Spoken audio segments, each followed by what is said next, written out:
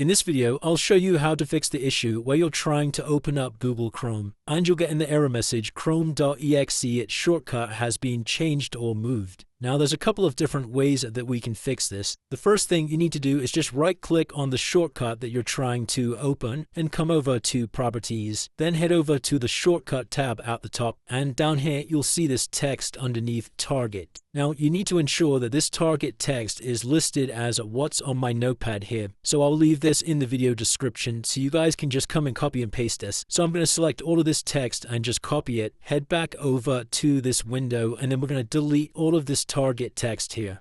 And we're going to paste in this new text like so. Make sure to include the speech marks. And then you're just going to press apply and OK. Now, if I double click on the shortcut now, you could see that that's now working without any issues. However, if that doesn't work for you, then we just need to recreate this shortcut. So to do that, we're going to right click on the shortcut we're currently trying to open, and you're just going to press the trash icon to delete it. You'll then need to head over to your File Explorer, and you need to head inside of your computer from the left, click on your C drive, scroll down and select Program Files and click this. Scroll down again until you see this Google folder and double click this. Click on the Chrome folder, click on Application, and here you'll see chrome.exe. So we're just going to right click on this file here, head over to Show More Options, and then you need to come to Send To and select Desktop, and this is going to create a new shortcut of this. So if I come back over to my desktop now, you can see here's the shortcut that we just created. So if I just double click on this, you can see that now works without any issues. Now if you've tried both of these steps and it's still not working, the last thing we can do is head over to your Start menu and search for Settings. Click on the Settings window, and from the left hand side select Apps. Click on Installed Apps, and you'll need to locate Google Chrome in your list of applications.